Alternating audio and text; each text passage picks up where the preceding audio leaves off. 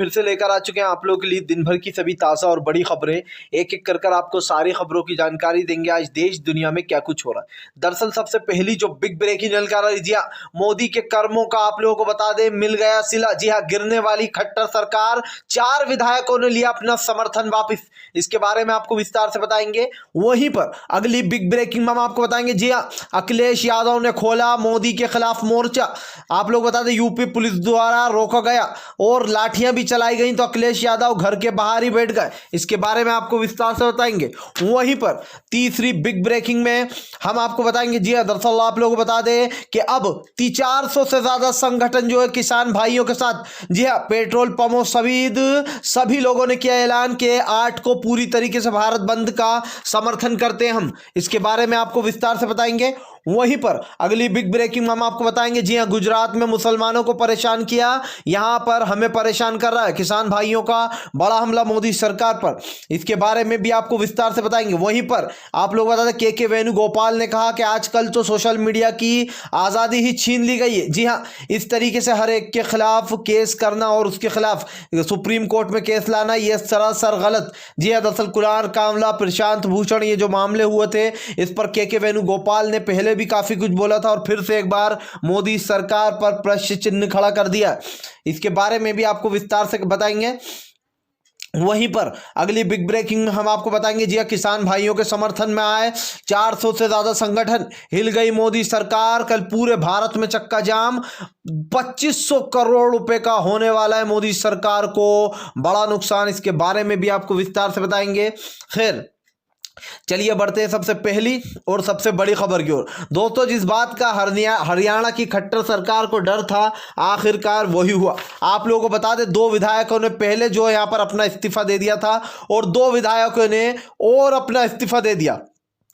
इसका मतलब आप लोग समझते हैं कि अब अल्पमत में सरकार जा चुकी है, यानी कि अब सरकार जो है गिर जाएगी। जी हां, आप लोगों को बता दें दरअसल अविश्वास प्रस्ताव लाने वाली है कांग्रेस खट्टर सरकार के खिलाफ। दरअसल आप लोग बता दें सीएम हुड्डा ने साफ साफ ये बताया है कि अविश्वास प्रस्ताव लाने वाले हैं हम खट्टर सरकार के खिलाफ। जी हाँ, हरियाणा में अब होने जा रही है बड़ी जो यहाँ पर कार्रवाई, और इसका आप देख सकते हैं जिस तरीके से किसानों को रोका जा रहा है। सबसे बड़ी बात यह आ जाती है कि किसानों को लेकर जो रवैया रहा है यहाँ पर हरियाणा सरकार का, पहले ही 40 खाप पंचायतों ने यह बता दिया था कि अगर यहाँ पर किसान बिल को वापस नहीं लिया गया तो हम जो है सीधा सीधा सरकार गिरा देंगे और जेजेपी से बोलेंगे कि वो अपना समर्थन वापस ले ले। अब आप लोगों को बता दें दोस्तों कि यहाँ पर दुष्यंत चौटाला अपना पद छोड़ने के लिए बिल्कुल तैयार नहीं है। उन्होंने अभी तक इस पर कुछ बयान नहीं दिया। इसका असर ये हुआ कि अब 2 और विधायकों ने साथ छोड़ दिया, यानी कि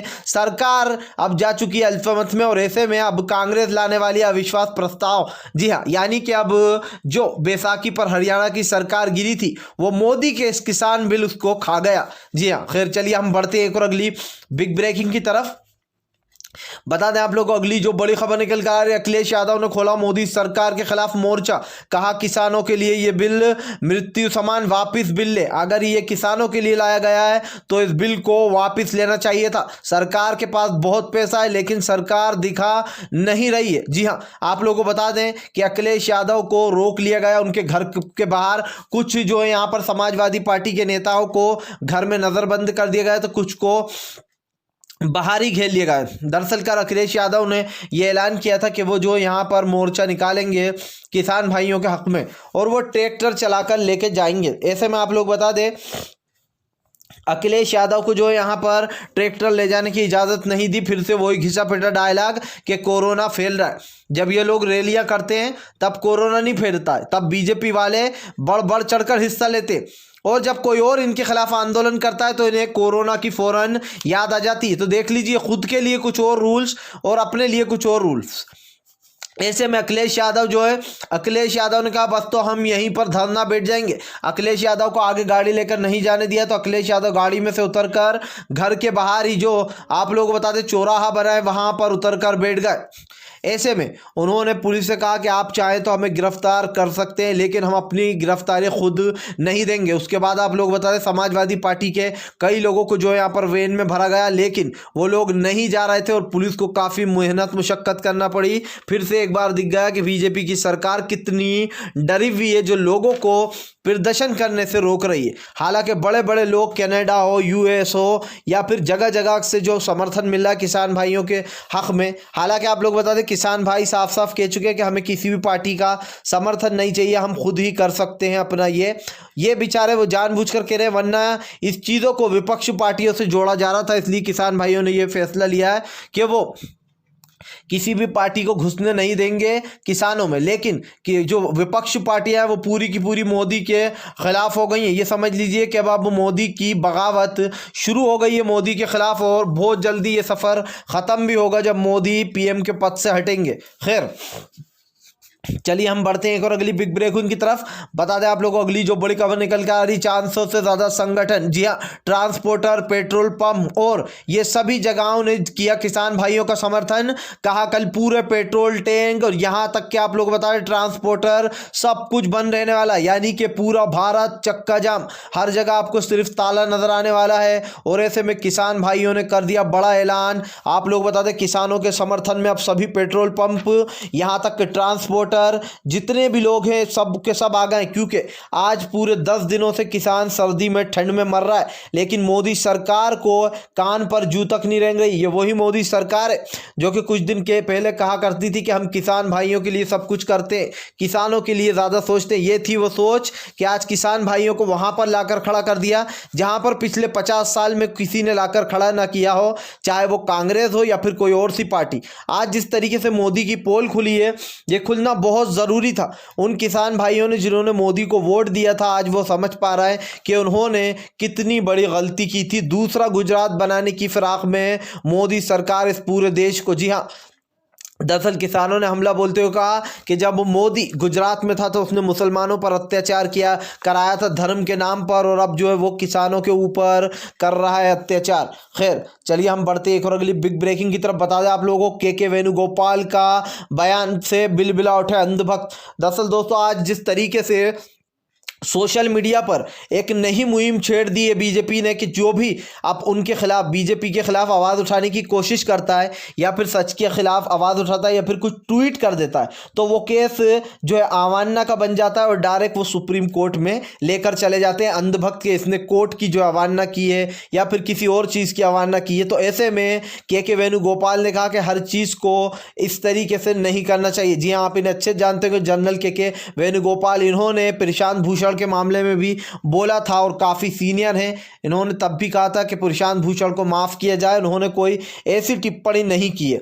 अब के वेणुगोपाल साहब ने कहा कि आज जिस तरीके से सोशल मीडिया की आज़ादी छीनी जा रही है, उस पर एक प्रश्न चिन्ह लगाया जा रहा है, यह सही बात नहीं है। हाँ, उन्होंने कहा जैसे कुणाल कामरा ने करा था, सुप्रीम कोर्ट को जो भगवा रंग से पोत दिया था और उसके ऊपर भाजपा का झंडा लगा दिया था, वो एक बार अवमानना में आ भी जाता है, ठीक है, लेकिन उनके हिसाब से आ भी जाता है वो अवमानना। लेकिन जो लोग सिर्फ बातचीत से अपनी जो है बताते हैं कि सुप्रीम कोर्ट ने कहाँ गलती की, कहाँ वो बीजेपी के पक्ष में जा रहा है, उन लोगों के ऊपर भी आज अवमानना का केस दर्ज हो जाता है और उन्हें भी अंदर डाल दिया जाता है। तो दोस्तों एक तरीके से ये तो यही हुआ कि अगर कोई भी सच के खिलाफ आवाज़ उठाएगा तो ये लोग या तो उसकी आवाज़ दबा देंगे या फिर जो है अवमानना का झूठा केस डाल के उसको अंदर डाल देंगे। लेकिन जो भी कहो, जो कुणाल कामरा ने किया वो वाकई में काबिल तारीफ था।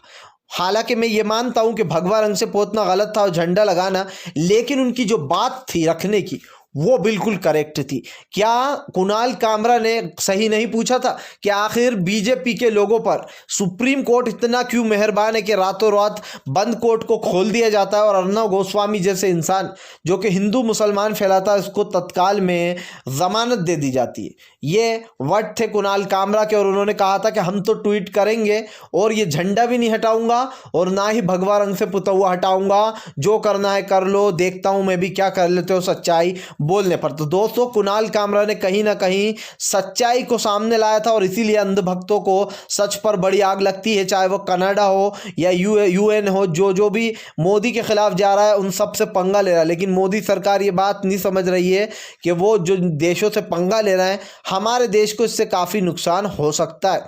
खैर चलिए हम बढ़ते हैं एक और अगली बिग ब्रेकिंग की तरफ। बता दें आप लोग को अगली जो बड़ी खबर निकल कर आ रही है, आंदोलन बढ़ा, तोड़ गई मोदी सरकार की रातों की नींद। दरअसल दोस्तों आप लोग बता दें चौतरफा गिरती हुई नजर आ रही मोदी सरकार। एक तरफ खट्टर सरकार गिरने की कगार पर, तो वहीं दूसरी एक तरफ एनडीए में भी फूट।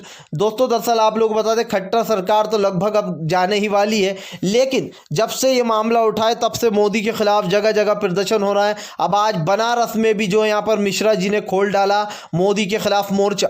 जी हाँ, ये वही बनारस के मिश्रा जी हैं जो कि हमेशा मोदी के खिलाफ सीधा सीधा बोलते हैं, स्ट्रेट फॉरवर्ड होके बोलते, कोई छुपाते नहीं। ऐसे में आप लोग बता दें कुछ किसानों ने जो है अपने गले में ऐसे ही मतलब फंदा डालकर खड़े हो गए कुछ लोग, और ये बता रहा है कि मोदी सरकार किसानों को खत्म करने की फिराक में। और आप लोग बता दें बनारस में भी भयंकर प्रदर्शन चल रहा है, जहां 400 संगठन से भी ज्यादा ट्रांसपोर्टर पेट्रोल पंप समर्थन में आ गए किसानों के। तो वहीं दूसरी तरफ अंतर्राष्ट्रीय जगहों पर भी किसानों का बोलबाला हो रहा है। जिस तरीके से किसान भाइयों ने मोदी सरकार की रात को की नींदें उड़ा दी है, ये अपने आप में एक बड़ी बात हो जाती है। खैर, अगर आप भी शांतिपूर्ण ढंग से पीएम की इन सभी गलत नीतियों का दिल से विरोध करते हो और आप मानते हो कि किसानों के साथ गलत हो रहा है, तो इस वीडियो को ज़्यादा से ज़्यादा शेयर कीजिए और आप हमारे चैनल को ज़रूर सब्सक्राइब कीजिएगा। पास में घंटी आएगी यानी कि बेल आइकन, उसको ज़रूर दबाएं ताकि हम आप तक सच पहुंचा पाएं, क्योंकि हम एक ऐसे निष्पक्ष पत्रकार हैं जो कि आप तक सिर्फ सच और सच पहुंचाने की